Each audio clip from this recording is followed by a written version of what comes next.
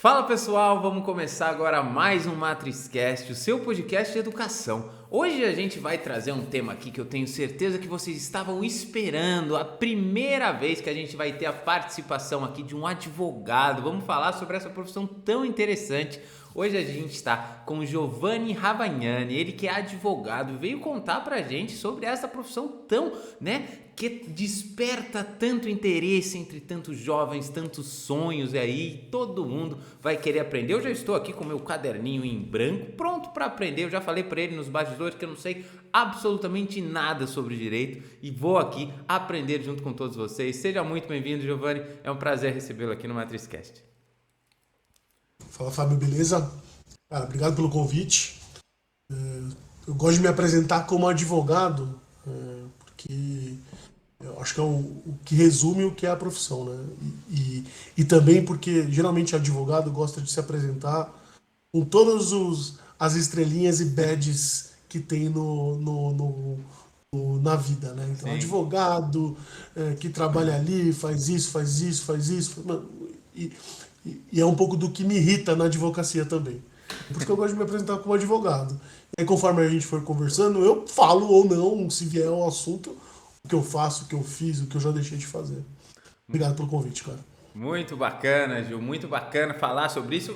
Você sabe que essa parte de apresentação, uma vez eu entrevistei o grande Sandro Mesquita, que é um grande programador. Eu falei, Sandro, como é que você quer que eu te apresente, né? Ele tinha vários títulos, várias coisas. Ele falou, cara, me apresenta como curioso. Porque eu sou exatamente um cara curioso que aí vou aprendendo e é isso que eu vou aprendendo, isso que eu sei, isso que a gente consegue ir se desenvolvendo aí como profissional. Eu achei super interessante e de fato isso é muito bacana também. Então, Gil, pra gente entender um pouco sobre o direito, vamos primeiro conhecer você, né? Conta um pouco sobre a sua história, como é que você aí se descobriu no direito, se isso foi uma paixão desde criança, você sempre soube que você queria, como é que foi o Gil advogado, né? Como que você se tornou esse advogado que tá aqui hoje aqui falando com a gente? Bom, cara,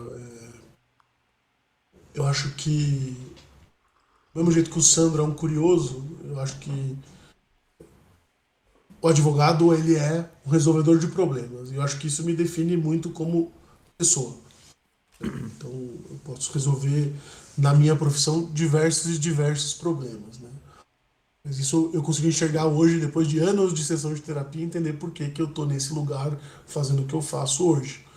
Sei lá, 20 anos atrás, quando eu comecei a desenhar minha carreira profissional, ainda no colegial, hoje é ensino médio que chamo, né? Mas ainda no ensino médio, para entender o que eu ia fazer, o que eu não ia fazer, é óbvio que eu não sabia. Eu queria ser advogado e que eu ia poder continuar sendo advogado ainda que eu puder. Porque são duas coisas diferentes, né? Eu acho, para mim tá claro, né? A carreira que você escolhe fazer como título de graduação e a carreira que a vida acaba te jogando para fazer, né? Sim. Por sorte, as duas vontades às vezes se encaixam. Às vezes, por sorte também, a graduação te tira do curso em que o título da graduação ia te levar e te manda para um caminho completamente diferente, né? Eu sou uma pessoa de humanas. Eu Bacana. sabia que eu não. Eu fui por exclusão para escolher o direito.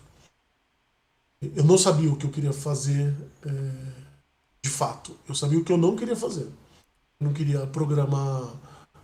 Nem existia engenharia da computação, nem existia há 20 anos atrás. Eu não queria ser dev, eu não queria construir ponte, eu não queria fazer conta, eu não queria fazer nada muito analítico Sim. do ponto de vista matemático. Então eu fui por exclusão. Queria ser professor, então e hoje acho que um parênteses aqui, eu sou professor também, tenho uma carreira Ah, acadêmica bacana. paralela, tenho toda uma vida acadêmica de estudos e de vida em sala de aula, mas eu queria ser professor de letras, era o que eu queria fazer. Minha segunda opção era ser jornalista, porque eu sempre gostei daquela máxima, né? Gostei de escrever, logo vou ser jornalista. Sim. Também tinha muita curiosidade. E a quarta opção que eu tinha era fazer psicologia. Sempre me dei bem com pessoas, então, dentro do mundo de humanas, eram essas as opções que eu tinha. Como eu caí no direito? Um critério importante, que para mim era muito importante: dinheiro. Projeção de carreira em 20 anos de carreira. Pô, como professor de sala de aula de ensino médio fundamental, eu vou ter o dinheiro. É uma carreira que me traz ambição para eu poder ter dinheiro suficiente para minha vida daquilo que eu almejo hoje? Acho que não. Sim. Quando eu olho para trás, jornalismo, pô, menos ainda. Acho que menos que o professor em sala de aula. E aí acabou que, certo ou errado ou não, eu sempre achei meio merda. Vou falar palavrão, tá, Fábio? Se À você falar vontade. demais, você põe um sinalzinho aí. Mas eu sempre achei meio merda aquela história de orientação vocacional, mas um cara numa orientação vocacional falou assim, uai, você precisa ser jornalista para escrever bem? Você precisa ser psicólogo para falar com pessoas? Eu falei, não. Então foi meio que por falta de ter outra coisa que me brilhasse os olhos que eu acabei caindo no direito. Pô, nessa fase da vida foi difícil para mim há 20 anos atrás. Imagino que hoje, que se fala muito mais disso, seja muito pior, que é a fase do vestibular. A pressão, hoje tem um excesso de informação sobre que talvez eu não tivesse. O único lugar onde eu podia absorver informação sobre o que era o vestibular não era no Google, não existia o YouTube, era só na escola. Sim, sim. Sim. E você E falou, acabei deixa eu até indo. fazer um Tudo parênteses, bem. né? Porque eu já tenho 6 linhas aqui escritas, eu vou conhecendo a sua história, e você está falando uma coisa que ela é importante. Muitas pessoas aqui falaram isso para mim, né? E eu sabia o que eu não queria. Eu sabia para onde eu não queria ir. Para onde eu realmente fui, ou o caminho que você vai trilhando ao longo da sua vida, muitas vezes, né, ou em grande maioria, é norteado por você não saber onde você quer, mas saber onde você não quer ir. Não gosto Exato. disso, não gosto daquilo. Então aí você vai se testando e encontrando o seu caminho, sabendo o que você não gosta. Né? Porque muitos jovens, eles têm essa dúvida, eu não sei o que eu quero e tudo mais, mas você sabe o que você não quer? Sei, pô, já ajuda, é um baita começo, né? Caramba. Muitas vezes você vai se trilhar dessa forma. E aí eu fiz essa pausa porque só para não perder o time, você falou que você escolheu direito, até onde eu pus aqui, por dinheiro. Eu também escolhi engenharia por dinheiro. E assim você fala, nossa, isso não é muito romântico, né? Não é? Não, mas assim, deu super certo no meu caso. A gente vai conhecer a sua história agora que também deu super certo e tá tudo bem. O único ponto aqui que para mim não está tudo bem em comum na nossa história, que eu acho que não tem nada a ver com a gente, mas tem a ver um pouco com a estrutura do nosso país e da forma como as coisas são feitas, a gente falou sobre professor. Ah, professor não dá dinheiro. Né? E realmente, né, professor não é uma carreira que você olha e fala assim, eu quero ser professor, do mesmo jeito que eu olhei para a engenharia e vi um futuro econômico bom, você olhou para a direito e viu um futuro econômico bom, e a gente tem hoje talvez muitos problemas relacionados à educação, né? Eu estava agora falando, teve um episódio com o Olavo Nogueira do Todo sobre Educação, ele estava falando muitos conceitos, né, como ele acredita de política de educação e que o professor precisa ser valorizado. Né? E a gente de fato não é, porque são duas histórias aqui que não se conheciam, né? Que se conectam em alguns pontos e por um momento nessa nossa trajetória a gente deixou talvez de escolher ser professor, né? Hoje você fala que é professor e eu também sou, mas assim, de se formar nisso, de trilhar uma carreira focada nisso por pontos em comum, que é não dar dinheiro. A gente tem essa impressão, né? Minha mãe foi professora de Cara, escola pública. vou te interromper para. Eu ia te interromper para falar isso, mas por que que a porta da licenciatura teve fechado para mim? Porque minha mãe é professora de escola pública, aposentada. A minha também. Então minha mãe falou a vida inteira. Eu ia falar que talvez divergisse daí, mas ela converge daí. Porque minha mãe falou: eu não quero que você tenha a vida que eu tenho. Sala de aula sendo maltratada pelos alunos, ganhando um salário de merda, entendeu? Sim, e é um Então, por ponto. isso também não foi uma opção. Ela não deixou que fosse uma opção. Minha mãe ela nunca foi enfática assim, mas eu, né, a gente vê, né? E aí acaba que a profissão que talvez devesse ser a mais valorizada de todas pela sua importância, não é, né? Mas eu acho que é um ponto que a gente tem que mudar, enfim, vamos continuando aí entendendo. Então você foi pro direito, né? Você escolheu o direito, né? Quem sabe aí agora você vai começar a gostar de direito, porque direito eu não entendo muito, Gil, eu te falei, mas eu vejo diversas possibilidades, né? Você pode ir para diversos caminhos, né? O direito, assim como engenharia, né? Porque você fala engenheiro, pô, engenheiro tem um zilhão de caminhos para se trilhar. E direito também, como é que é com direito, Gil? Cara, eu acho que são duas coisas também da escolha do direito, né? Que eu podia adiar o que adiar a decisão de qual seria a minha profissão. Pô, não estou maduro com 17 anos.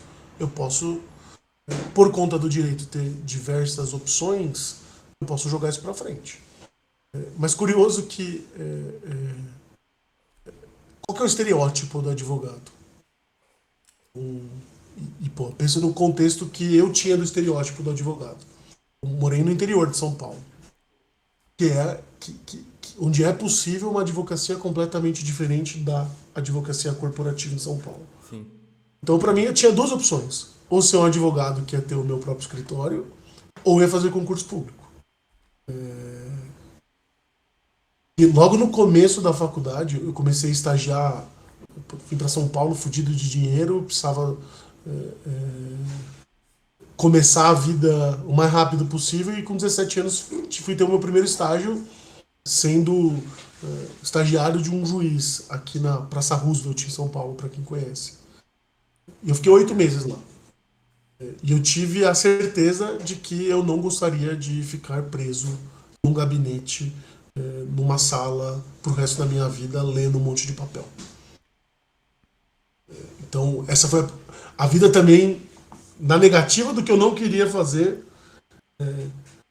me jogou para fora do concurso público. Não queria ser juiz, não queria ser defensor público, não queria ficar sentado distante das pessoas. Sim. Tem um cara, um professor italiano de direito, chamado Piero Calamandri. Ele fala que o advogado vive 1000 vidas numa só. E a advocacia me encantou por causa disso.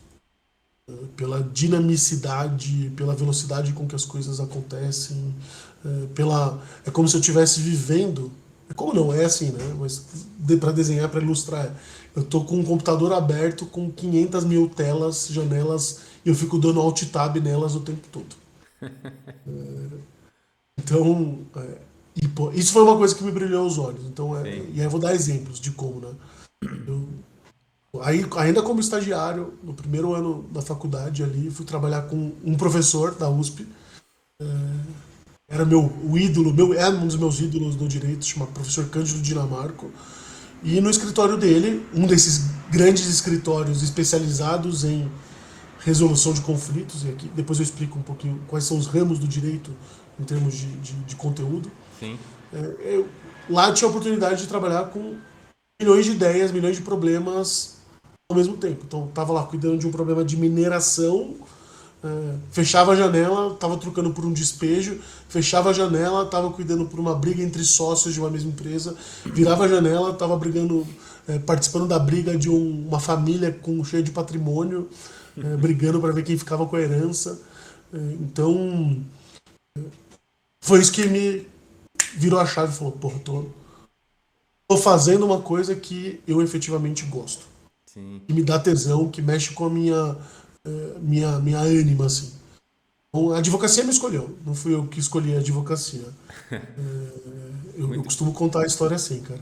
Muito bacana, Gil. Ela é dinâmica, né? Eu gosto muito dessa parte também, da parte dinâmica da coisa, de você estar se envolvendo com... Todo dia é um dia novo, né? A gente estava aqui conversando, inclusive a gente teve um episódio com o Caio, né? Inclusive o Caio você conhece, né? E a gente estava tentando falar sobre a questão de como ser algo que você inova o tempo todo, porque hoje muitas pessoas, né, elas têm algumas partes da sua vida profissional, elas falam assim: eu tô cansado, né, todo dia é a mesma coisa, eu quero uma coisa mais dinâmica, né? Então, assim, esse dinamismo que você está falando, que você se encontrou, é algo que realmente motiva, né? Que todo dia é um desafio diferente, né? Você não sabe o que você vai encontrar, né? Você não sabe se é a resolução de um problema, como você falou, de uma família com um monte de patrimônio, ou se pode ser um problema, sei lá, alguma coisa mais grave, ou um problema mais simples. Você não sabe o que te espera, e toda vez é uma coisa nova. Quando eu trabalho com automobilismo, né?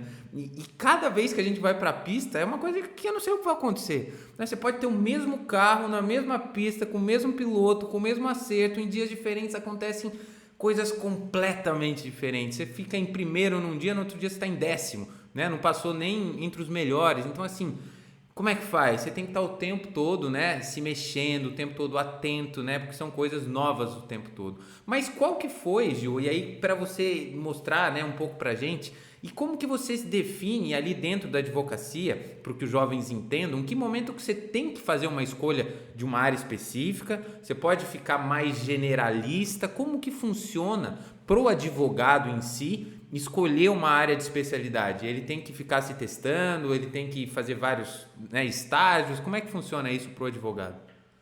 Eu vou te falar o que eu acho que pega mal olhando o currículo de uma pessoa mais nova. Pega mal a pessoa que se testa muito e que não tem consistência. Entendi. Que ramos de direito você tem? Pô, eu posso cuidar de processos judiciais, posso cuidar de tributário, posso cuidar de societário, posso cuidar de direito de família. Aquele que escolhe muito no começo da carreira acaba não sendo visto como aquele que não é bom em nada. E o que você, na minha visão, assim, com 10, 20 anos de mercado, o que você tem para oferecer no começo da tua carreira? Isso indo para a advocacia, né? Você tem a super especialidade como o teu principal caminho para você escolher, para você oferecer. Então, eu me especializei em resolver conflitos. Então, eu trabalhei em alguns escritórios de advocacia, alguns menores, alguns maiores, mas sempre na advocacia empresarial, mas me especializado em resolver conflitos. O que é resolver conflitos? É briga. Pô, pai brigando com mãe, sócio brigando com sócio, empresa brigando com empresa. Independentemente de qual fosse o tipo da briga, eu estava especialista nisso. Na medida em que você experimenta demais, eu acho que fica mais difícil de você ter opção, de você ter como mostrar que você consegue gerar valor para a corporação. Sim. Mas ao mesmo tempo, nada é definitivo também. Eu acho que quando você tem 23 anos, dá tempo de você errar. Acabou de se formar, 23 anos, dá tempo de você começar uma carreira nova, seja dentro ou fora do direito. Nada é definitivo. E eu falo um pouquinho por mim, porque em algum momento, tudo isso que eu estou dizendo para você, que foi estimulante, que me trouxe até aqui hoje, tudo isso parou de fazer sentido. E eu perdi o tesão em advogar no ambiente de escritório de advocacia. Eu me perguntava, porra, tô na carreira certa? Será que eu tenho que abandonar o direito? Será que eu tenho que, porra, tinha que ter feito letras lá atrás mesmo? Será que eu devia ter feito psicologia? Isso com quase 30 anos. Sim. E aí tem formas diferentes de você experimentar a advocacia. Eu posso estar numa grande corporação, que era a única experiência que eu tinha nesses escritórios que tem 400, 300 advogados. Eu podia ter aberto o meu escritório, eu podia ter me associado a um escritório menor, mas ali quando eu resolvi trocar de vida, aí eu já fui ter uma vida mais generalista. De advogado menos hipertécnico e mais um gestor. Que foi quando eu saí de escritório de advocacia para trabalhar na 99. Então, e aí, óbvio que a porta de entrada na 99, como é a porta de entrada para mim na Buzer hoje, eu tinha a 99, a 99 que é concorrente do Uber. Sim. Ela, há 6 anos atrás, ela estava brigando para poder existir. Então, como eu, como advogado, consigo garantir que os problemas de regulação não vão impedir que a empresa prospere e exista? Então, foi um pouco desse desafio. Eu deixei de ter 1.000 clientes e 1.000 casos e passei a ser advogado de um cliente só, trabalhando no departamento jurídico da empresa. Acho que se eu tivesse ido para uma Leroy Merlin, para uma empresa mais tradicional, talvez não tivesse preenchido aquilo que eu estava procurando naquele momento na minha transição de carreira. Mas eu estou dizendo isso para reforçar que, cara, dá para trocar de carreira 1.000 vezes dentro da mesma carreira. Sim, sim, sem dúvida. E você me falou uma coisa, sabe que eu lembrei, e é super interessante, importante falar isso, que é um pouco do profissional em T, né? Porque hoje tudo tem nome, né? Para hoje tudo que você vai falar tem um nome, né? Às vezes você fala isso, pô, tem um nome para isso, tudo bem. Isso aí eu aprendi que é o profissional em T. Que o que é isso é importante, e eu vou fazer um paralelo, por exemplo, para a área de tecnologia, programação. Porque é aquela pessoa que primeiro ela se especializa em um ponto e depois ela se torna generalista. Justamente para que faça o que você disse, para que você consiga agregar valor em alguma coisa para a empresa que você vai entrar, né? Porque você se especialista um pouco mais em um ponto. Né? Em programação, por exemplo, trazendo para a tecnologia, e eu sou uma pessoa muito difícil de fazer isso, para mim é difícil, porque eu sou uma pessoa que gosto muito de estudar, experimentar coisas novas. Então eu estava aprendendo um monte de linguagem quando eu comecei a programar, só que nenhuma eu era bom. E então eu sabia um pouquinho de cada uma. E aí, pô, mas como é que eu vou me candidatar, por exemplo, a uma vaga? Eu sei muito pouco de cada uma, eu não consigo completar ou agregar valor em uma linguagem específica para a empresa. Então, assim, eu tive que parar, eu tive que olhar, eu vi o que eu não gostava. Eu acho que, assim, um pouco do teste, ele serve para você entender para onde você quer ir. Mas em algum momento, você precisa escolher aquele ponto e focar naquilo, né? Para você aprender, eu, por exemplo, escolhi Python. Eu falei, eu gosto de Python, eu gosto de uma linguagem voltada para dados, que é uma coisa que me brilha os olhos, mais do que fazer uma tela, fazer uma programação de pegar dados e coisa de servidor. Eu prefiro Python. Então eu escolhi essa situação. E aí, conforme você vai desenvolvendo sua carreira, aí você vai depois fazendo o profissional em T, sendo uma pessoa mais generalista, conseguindo fazer outras coisas. Isso é importante para os jovens entenderem, né? O teste é importante, mas é importante em algum momento você focar em alguma área específica, como você falou em direito, por exemplo, isso vale para qualquer área, para qualquer profissão, e aí conseguir agregar valor nesse ponto. Agora, Gil, eu queria que você falasse um pouco como é que foi e como é que é agora nessa fase da sua vida. Você está em um ponto que agora você não trabalha mais antes, né? Igual era, com vários casos diferentes, você está em uma empresa, resolvendo problemas de uma empresa. O que isso muda um pouco para você? Quais são os desafios que hoje você tem, que antes você não tinha? E como é que é essa fase da sua vida como advogado agora? O maior desafio, hoje depois de 6 anos trabalhando com startup, hoje eu falo a mesma língua que as pessoas que trabalham na startup. Mas quando eu vim, na primeira semana de trabalho na 99, eu fui trabalhar de camisa e sapato. E eu acho que esse é um ponto que para mim é um divisor de águas, assim. Quando eu entendi que para ser advogado por completo de uma startup, eu precisava deixar de ser advogado tradicional. Eu não Sim, podia ir de terno e gravata na empresa que o pessoal ia me tratar como se eu estivesse no pelado, sabe? Era a mesma reação se eu estivesse no pelado ou não. E eu não podia falar juridiquês, porque senão ninguém ia entender. E para mim fez total sentido fazer essa carreira em T, porque e eu vou só reforçar também, o que me abriu a porta para ir na 99 foi a minha expertise técnica. A partir do momento que eu sentei na cadeira lá, eu vi que eu precisava ser um profissional generalista para poder gerenciar a área que eu estava tocando. O que faz parte do gerenciar? É falar a língua das pessoas. Né? Eu não vou falar que o cara não pode fazer uma coisa, porque o advogado é aquele tem o estigma de ser o chatão que diz não para tudo. sim, Se eu não entender o negócio, eu não vou conseguir dar boas sugestões para a companhia. Qual que é a função do advogado numa companhia? Proteger a empresa de riscos. Então, na Boozer, por exemplo, qual é o principal risco? Existência. Tem um monte de gente querendo proibir a Boozer.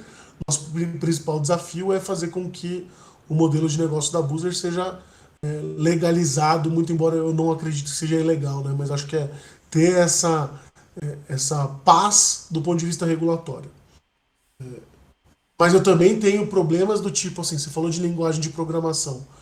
Eu tenho que saber de front-end, ainda que não a linguagem, para poder dizer para aquele cara que está codando o front-end do aplicativo que aquela mensagem que ele colocou ali no pop-up que abre pode me gerar X mil casos de consumidor porque ele está induzindo o cara a ser enganado para clicar no botão. sim. Eu tô falando de produto, de UX, User Experience. Tô falando com um cara que mexe com um produteiro que mexe com front-end. Como que essa linguagem. como é que um cara do direito vai falar um cara com dev a mesma língua? É como se eu estivesse falando chinês com aramaico junto.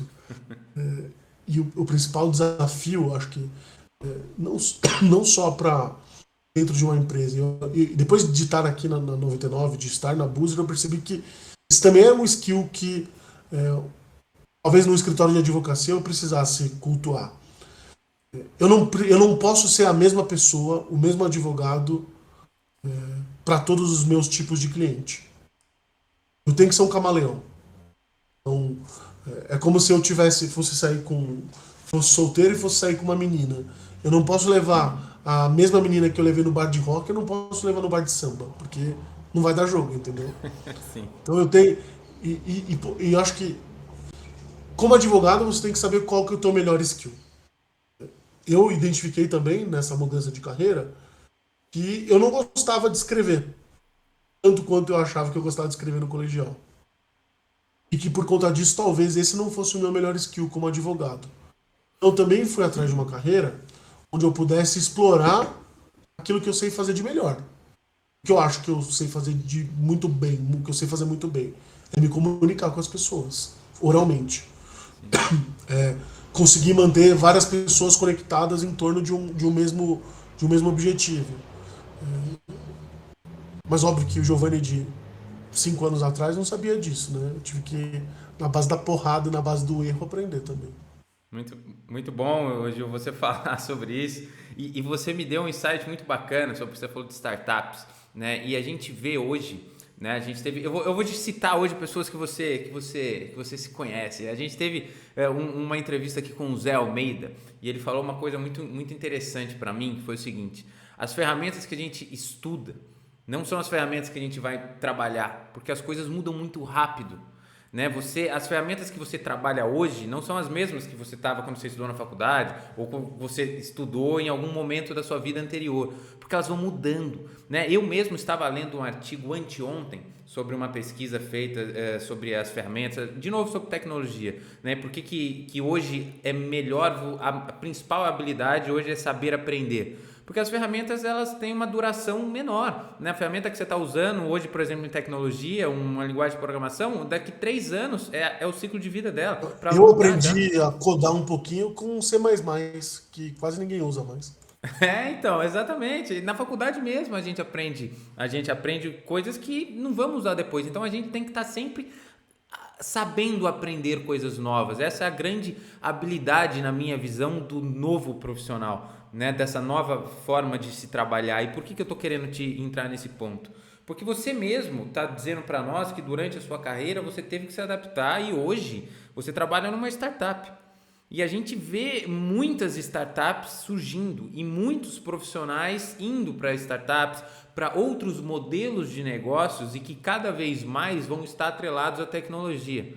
Cada vez mais as empresas vão ser tecnológicas, vão usar da tecnologia para conseguir promover o seu negócio, né? Conseguir ter presença digital, conseguir que o seu negócio seja escalável, que você consiga atingir pessoas em outros lugares, né? Então, assim, a tecnologia é cada vez mais presente. O que isso você acha que muda do cenário hoje? Porque o jovem, eu não sei se vai estar conectado o que ele vai estudar com essas novas mudanças que estão tão rápidas aqui, né? Então, assim, como que o jovem pode se preparar para esse, entre aspas, novo mercado? Como que o cara hoje, no sistema de ensino que ele tem, ele se prepara para trabalhar numa startup que, como você mesmo disse, não é de terno e gravata, é com outra linguagem, você tem que saber se comunicar, você tem que saber mais de tecnologia. O que o jovem tem que se preparar para estar pronto para esses novos desafios que não são os, entre aspas, tradicionais? Não tem receita de bolo, né? Mas eu acho que tem um ingrediente que não falta nunca. Que é trabalhar duro. Ralar a bunda. Na borda do asfalto, assim, sabe? Sim. Porque, pô, enquanto eu não tinha técnica suficiente para entregar para o meu empregador, o que eu tinha efetivamente para entregar? Suor na camisa, intensidade, trabalho duro. Eu entreguei. passei do ponto, dei uma estragada na minha saúde que eu tô correndo atrás hoje. Ei, se eu tivesse que falar com o Giovanni do passado, seria dar uma equilibrada nisso. Mas e assim, acho que é também saber que a universidade, ela a universidade também tem que ser o lugar onde você vai conhecer pessoas, mais do que obter conhecimento.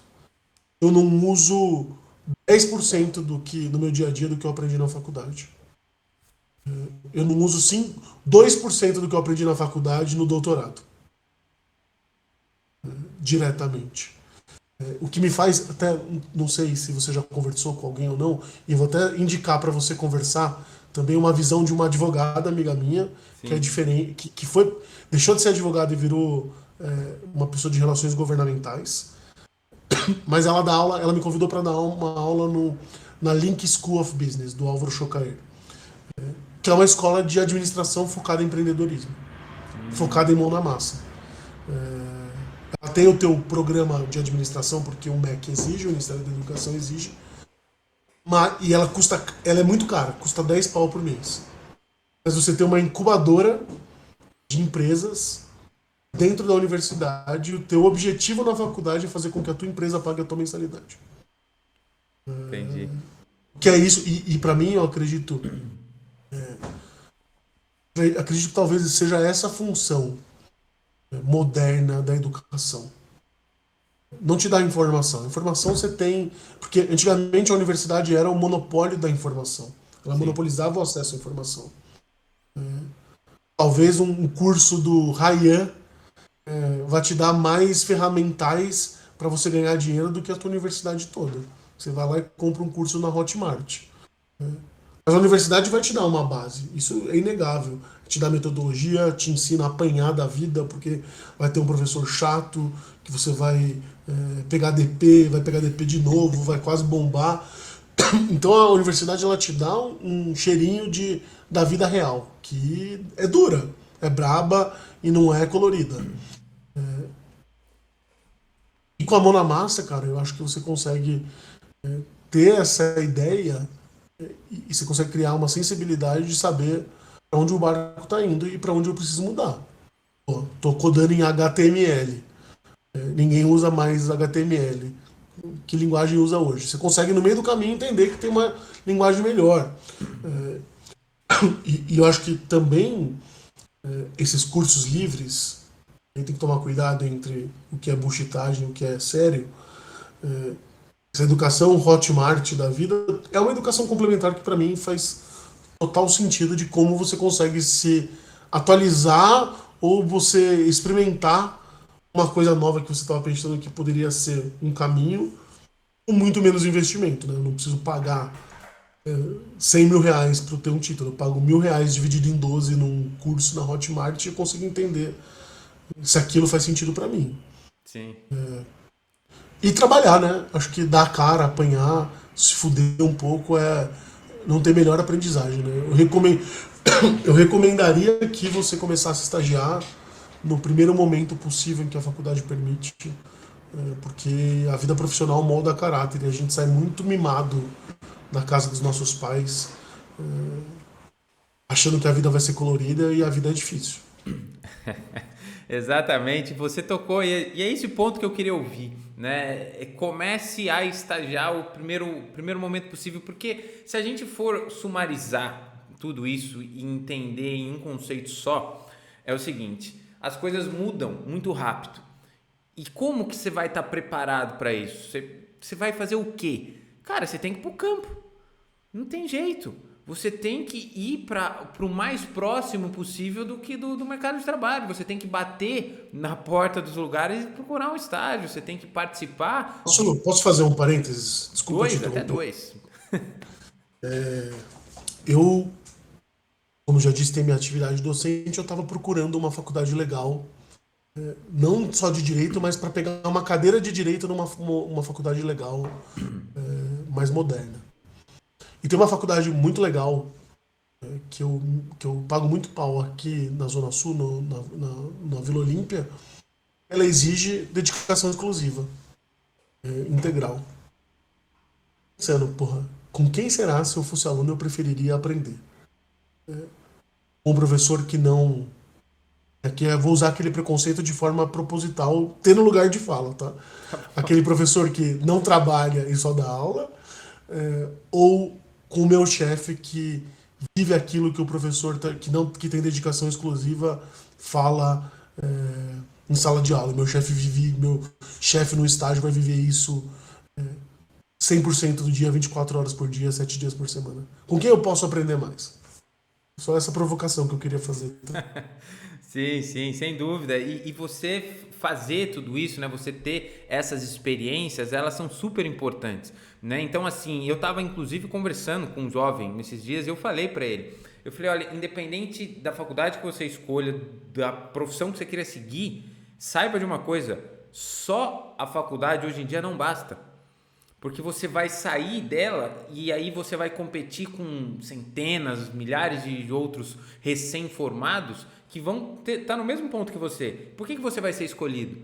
Né? Qual que é a sua vantagem perante eles? Você tem que procurar extra classes desde o primeiro momento. Acho que assim, você pode ter uma adaptação ali, vai lá, faz o seu primeiro semestre, talvez o primeiro ano, depende muito de como foi o colegial, acho, de cada um, né? De como foi o ensino médio, para ter essa transição para onde você está indo. Mas ok, se adaptou o mais rápido possível, busca outras oportunidades, vai participar de um projeto, vai tentar um estágio, faz qualquer coisa, mas se mexe e começa a fazer os contatos, como você mesmo disse, né? Participar de comunidades, né? Ter networking dentro da faculdade com outras pessoas que te podem abrir portas. Né? Sozinho a gente.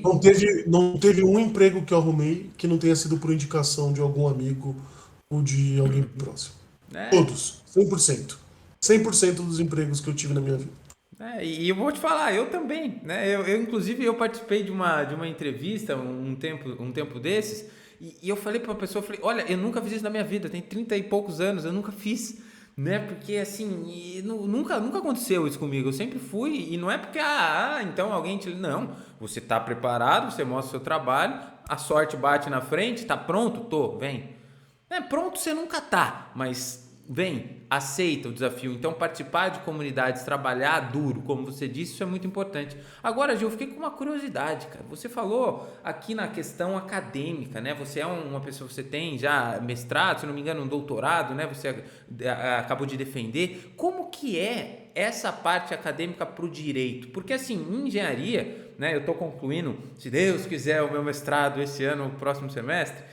E assim, é bem diferente, né? A parte da aplicação que eu vivi muito tempo e da parte que tem do mestrado. É uma pesquisa, a forma de se trabalhar é diferente, forma de se escrever é completamente diferente. Então, assim, existem muitas diferenças entre uma coisa e outra. Como que é no direito, né? O que uma pessoa pode... ela vai para ser da aula, ela pode fazer pesquisa, porque na engenharia, por exemplo, você pode virar um pesquisador. Como que isso funciona no direito? Porque realmente eu não sei como é essa parte acadêmica na questão do direito. Tem. Eu tô meio gripado aqui, eu devo ter tossido um monte também. Você tem alguns caminhos na vida acadêmica, né? Também que giram em torno da mesma verdade, né? Que a vida acadêmica não remunera bem, ainda que é uma vida acadêmica em faculdade e em pós-graduação. Então, você tem poucas pessoas que têm dedicação exclusiva, com bolsa, CAPES, financiamento participando de programas de bolsa, seja em qual for a universidade, USP, Mackenzie, PUC, FGV. A vida acadêmica está muito longe da vida prática do direito. Muito longe.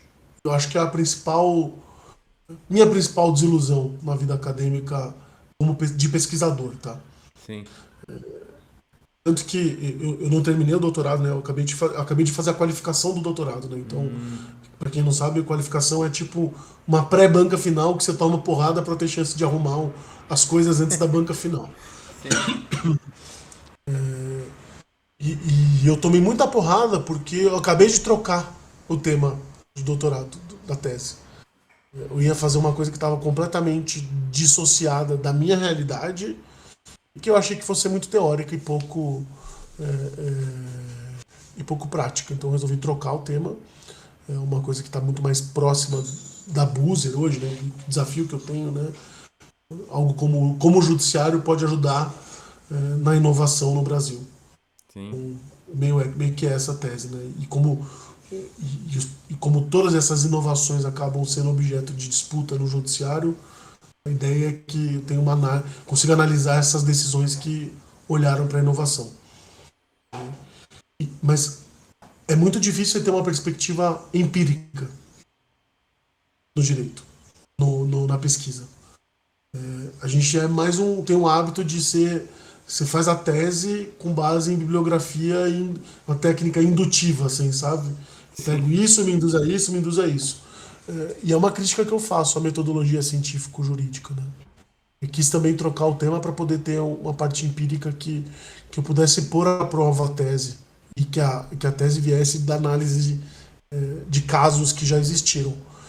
E aí eu acho que se aproxima um pouco mais da ciência exata, que você tem uma hipótese de prova de teste e você vai testar 1000 vezes para ver se sua tese encaixa ou não.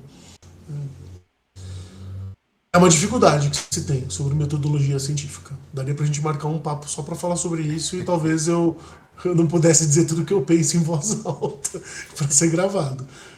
Mas é difícil, mas acho que de forma geral. Muito difícil você viver sendo professor de direito em graduação. Ganham dinheiro os professores de cursinho preparatório para concurso. Esses ganham dinheiro de verdade. Aí o cara deixa de ser um professor e é um comunicador. É o cara que tem um Instagram com 800 mil pessoas. É o cara que faz com que você vá se matricular naquela escola, naquele concurso, por causa dele. É uma relação diferente com a docência. E a minha primeira experiência como advogado, como professor, foi em cursinho, preparatório para a OAB. Diferente. Aí não acho que é ciência e metodologia. Não tem ciência, não tem metodologia. Tem transmissão de informação. Sim. Carreiras diferentes também. Sim, muito bacana. E você aqui, a gente ia para a nossa parte final, mas você me deu um pontinho aqui que eu quero te perguntar, porque eu acho super importante também. Você falou aqui, agora, acabou de falar sobre o professor do cursinho, um bom comunicador e tudo mais. Qual é hoje em dia, na visão, você é uma pessoa ativa no LinkedIn, né, que é uma rede social de profissionais. Qual que é a tua visão hoje que o profissional, qualquer um que seja, mas podemos ir para o direito, tem que começar a construir a sua própria marca? O que eu estou dizendo com isso? Você é uma marca, né? Eu vou vir para mim, tá? E aí você vai para você. Eu sou uma marca, né? Eu tenho a minha escola, eu tenho a minha personalidade, né? Eu sou um cara que eu falo muito sobre esporte, né? Eu tenho uma bicicleta aqui atrás, eu sou um cara que eu faço ultramaratona, faço triatlon, sou um cara que gosto muito disso, então falo sempre sobre foco, disciplina, e é uma marca, né? Eu falo muito sobre comunicação e mercado de trabalho quando eu venho aqui falando com você. Então, quando eu vou me posicionar no LinkedIn, falo muito sobre todas essas coisas que eu te falei, porque é a minha marca. Então, uma empresa ou alguém quer falar comigo, né? Alguém quer me contratar, ela vai entender quem eu sou. Eu estou posicionado em redes sociais. Não tenho lá os 900 mil seguidores aí que esse professor do cursinho pode ter, mas eu tenho uma marca. Eu sou uma pessoa, eu compartilho coisas relacionadas a isso. Qual que é a importância do profissional hoje criar a sua marca? Né? Tá lá posicionado num LinkedIn, por exemplo, falar sobre direito, estudar, fazer um artigo, publicar no LinkedIn, comentar e interagir sobre outras pessoas. Isso é importante hoje para o profissional, para o novo profissional, ou você acha que não? Né? A gente tá lá, mas não é tão importante. Eu nem peço currículo em PDF das pessoas. Eu quero contratar alguém. Falar, manda o Instagram, o WhatsApp ou o LinkedIn da pessoa. Porque eu não vou abrir o PDF, vai ficar ocupando espaço no meu celular, sei lá. É importante pra cacete. Eu acho que é uma das formas pela qual você transpira aquilo que você sabe, consegue e gosta de fazer. E eu posso dar um exemplo da minha carreira, né? Quando eu tenho, antes de tentar sair dos escritórios de advocacia, eu estava ali colando minha imagem para falar sobre como a tecnologia ia transformar a prestação de serviços jurídicos. escrevi livro, artigo, falei. Eu acho que colei minha marca pessoal nisso daí. Que eu acho que foi uma das coisas que me colocou como contratável numa startup. Hoje, por exemplo, eu colo minha marca muito sobre minha marca pessoal para falar de saúde mental no ambiente de trabalho. Sim. Dá pra gente falar só sobre um podcast só sobre isso também. Sobre a vida de um depressivo trabalhando, da crise à remissão dos sintomas, da medicação ao desmame da medicação. Então, e como eu. E falo isso porque. Pra normalizar, né? Porque eu acho que tem tanta gente fudida que não fala e acaba se fudendo ainda mais porque a gente tem baias pra falar desse assunto publicamente. Hoje eu quero falar sobre. Começando a desenhar minha carreira para falar sobre psicoativos, regulação de psicoativo, que conversa com a história da inovação, da regulação e da saúde, né? Vou falar de psicoativo para ficar doidão, mas falar, pô, vamos falar de canabidiol, vamos falar de ayahuasca, vamos falar de psilocibina. Acho que é um mercado que fatalmente vai se abrir e eu quero estar bem posicionado para quando ele se abrir.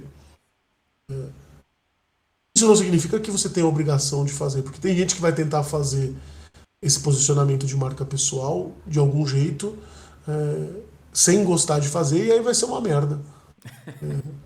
Mas o fato é, você tem que ter a sua presença digital. Sim. Tem pessoas que vão fazer de mais ou melhor, até recomendar. Esse é outro cara que eu acho que você deveria conversar, cara. Pode Tem um amigo meu chamado Galileu Nogueira.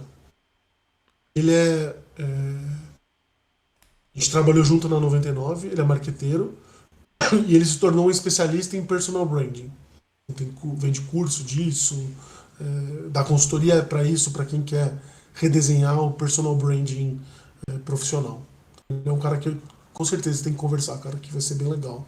E é um cara que tem uma carreira, uma história bem legal, que ele vem do Nordeste para São Paulo, então tem uma dificuldade regional, pô, muita Sim. gente tem preconceito com quem vem de fora de São Paulo. Eu sofri vindo de Sorocaba, quem vem de outros estados, outra região, Sim. mais ainda. Então, uma história muito legal, cara.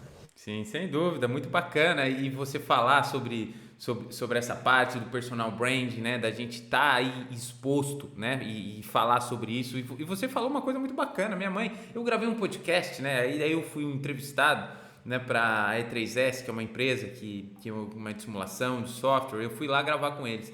E eu contei sobre a minha trajetória lá. E sabe o que a minha mãe fala para mim? Falou, Fabinho, é o seu currículo. Não precisa mandar, você manda uma entrevista. E de fato é. Né? Quando alguém, eu tô falando com alguém, tô falando sobre a escola, só quer saber sobre mim, às vezes eu mando o podcast que eu gravei.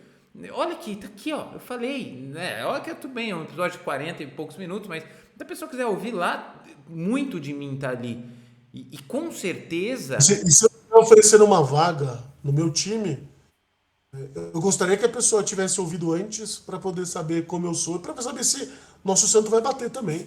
sim, e tem muito mais sobre mim ali do que no PDF, de fato, né? E de novo, Gil, a gente está falando sobre coisas assim, tá tudo mudando, né? A gente tem que se adaptar, não dá mais para ficar falando, mas é PDF, né? Então, cara, hoje em dia é rede social, você tem que estar lá, né? Você tem que falar sobre o seu trabalho lá, você tem que falar sobre você, porque de fato, como você falou, ninguém tá olhando mais direito o PDF, currículo certinho. A gente quer ver como você é de fato, né? E te Eu aproxima só não muito mais. consegui produzir conteúdo ainda pro TikTok. Esse daí eu não tô pronto ainda. Pois é, mas o TikTok eu tava vendo, não é só dancinha, tem umas coisas diferentes ali, tem umas coisas legais, porque se fosse só dancinha eu não ia conseguir. Mas mesmo o conteúdo mais sério assim, eu não consegui. Tentei e não consegui. Entendeu? Tipo, É, por exemplo, talvez o corte do que a gente tá falando aqui possa ir pra lá, entendeu? sim. Mas eu sentar e falar sobre um assunto, como tem muita gente que faz muito bem, eu não consegui.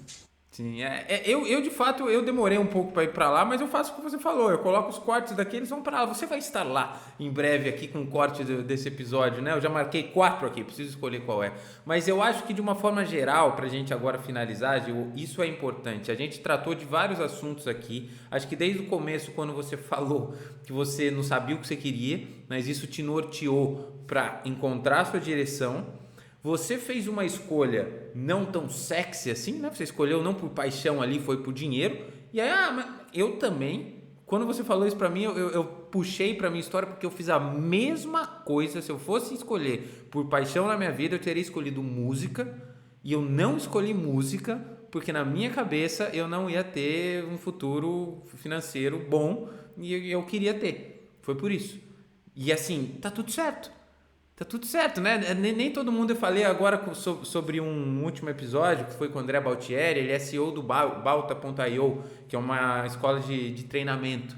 E assim, ele falou assim, as pessoas sobre empreender, elas têm de achar que ou você vai ser aquele coisa bilionário, o Steve Jobs, ou você vai falir. E assim, tem sempre meio termo entre as coisas, né? E assim, e as coisas dão certo do mesmo jeito. E eu estou dizendo isso por quê? Porque assim, as pessoas tendem a achar que todo mundo vai fazer a sua escolha por aquele negócio, aquela paixão desde criança, nasci para isso, quero ser astronauta e virou astronauta, ou escolheu tudo errado e deu tudo errado. Não. A escolha ela é feita durante o caminho, né? Durante a trajetória, durante os momentos que você se experimenta e encontra o que você quer. E durante o que você falou aqui, Gil, sobre começou, fez os estágios, descobriu que você não queria ficar no escritório, depois teve a parte mais dinâmica que você gostava e mesmo assim depois mudou. E essa mudança vem com mudança de como falar, mudança dos problemas que você vai resolver, mudança de como se vestir, né, de como se comunicar e hoje também mudando, porque você nem sempre postou o LinkedIn, né? O LinkedIn nem existia antes, né? Então agora está mudando e vai continuar mudando. Então assim, o direito ele muda, acho que a tecnologia ela vem também cada vez mais presente e vai sempre alterando substancialmente muitas profissões e você vai ter que sempre se estar adaptando, né? E o direito ele tem várias possibilidades de você atuar, é uma coisa muito bacana, né? Resolver problemas. Eu anotei aqui que foi uma coisa que desde o começo eu quis fazer, resolver problema. Tá anotado aqui, tá circulado aqui e de fato é, né? A pessoa que faz isso é um resolvedor de problemas, que eu acho que todo mundo hoje é um resolvedor de problemas e gosta desses desafios. Então, Gil, eu gostaria só que você deixasse agora para nós um recado final para os nossos ouvintes, né? Que talvez sonhe aí também se tornar advogado, que você deixasse uma dica, eu sei que são várias, a gente poderia ficar tempos e tempos aqui falando sobre isso, mas você deixasse aí um recado final para os nossos ouvintes e dizer aonde a gente pode te encontrar nas redes sociais, Gil. Eu vou deixar aqui todos os links que você falar na descrição do episódio, mas conta um pouco pra gente aí o recado final e como te encontrar. Bom, o recado final é curto e simples. Não seja cuzão, trabalhe duro, seja legal com as pessoas. Acho que é a mensagem que eu gosto de levar para todos os lugares. Show. Ninguém gosta de estar perto de um cuzão. Nem você gosta de estar perto de um cuzão. Não seja cuzão.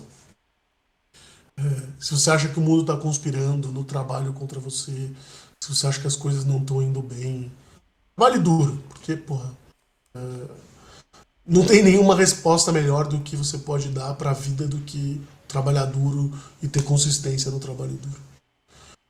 E seja legal com as pessoas, abra as portas para as pessoas na tua vida e que as pessoas vão abrir as portas para você também. Se quiser me encontrar no Instagram, onde eu respondo, LinkedIn, pô, o LinkedIn meu tem muita gente, então eu recebo muita mensagem e eu tenho que, não vai ser rápido para te responder e talvez fique escondido entre milhões de vendedores vendendo coisas no LinkedIn e eu não te responda. Você pode me procurar lá que eu tô mais ativo no LinkedIn que nas outras redes. Giovanni Ravagnani, como tá aí, mas é tão difícil de escrever Ravagnani que meu Instagram é @GiovanniRava, RAVA. Então é só me procurar lá também. Show de bola, muito bom esse recado e de fato ele é simples e direto ao ponto, é o que a gente realmente tem que fazer e você falou uma coisa muito bacana, abra portas para os outros e elas vão te abrir também de volta, né? Essa troca, né?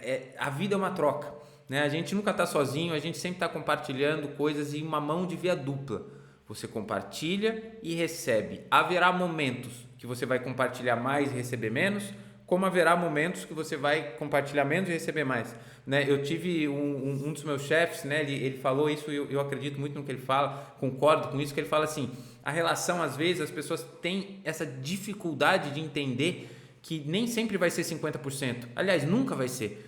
né? Vai ter hora que vai ser 90% meu, 10% para você, tem hora que vai ser 20% para mim, 80% para você, e o importante é, através dos anos, né, durante o relacionamento, ser bom para os dois.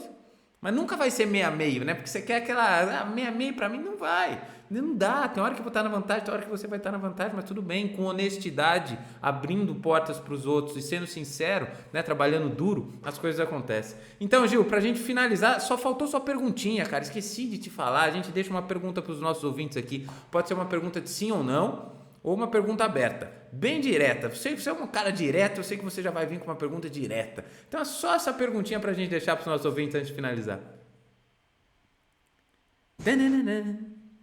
Qualquer pergunta, não precisa ser complexa, pode ser O que te simples. faz, o que te faz levantar da cama? Essa aí eu quero entender, eu quero ver a resposta dos nossos ouvintes. Eu acho tão bacana, Ju, O que que te faz levantar da cama? todo mundo no fim converge para uma pergunta bem próxima, com um intuito muito próximo disso. E pra você ver que como todo mundo no fim tá querendo que a gente entenda, né? E aí? Ele levantou da cama para quê hoje? Eu levantei da cama para gravar com você, para conseguir, né, fazer as coisas da escola, para terminar meu mestrado, para fazer minha pós. E é isso que me faz se levantar todo dia. Senão, né? Você vai ficar Não aqui. precisa ser só uma coisa, né? Às vezes a Não. gente acha que a gente levanta só para ir trabalhar, e trabalhar é só uma parte do dia.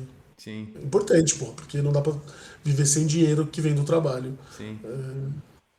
Dá para ter mais motivo para levantar da cama. Sem dúvida, sem dúvida. Mas foi um prazer muito bacana, muito bom a gente falar sobre advocacia, direito. Adorei aqui, já estou com minha página inteirinha, ó, completinha aqui, ó, de aprendizados, onde eu vou fazer os nossos cortes para postar, Instagram, LinkedIn, estar ativo, como você falou nas redes sociais. Então, muito obrigado, Gil, foi um prazer escutar você durante esse tempo. Depois eu vou querer as indicações, já anotei aqui. E muito obrigado. Já te fui te mandando no WhatsApp, cara. Ah, Obrigado. show de bola. Muito obrigado, Gil. Grande participação, agradeço muito. Obrigado a todos os ouvintes. Até semana que vem. Valeu, Gil. Valeu, pessoal. Valeu, falou.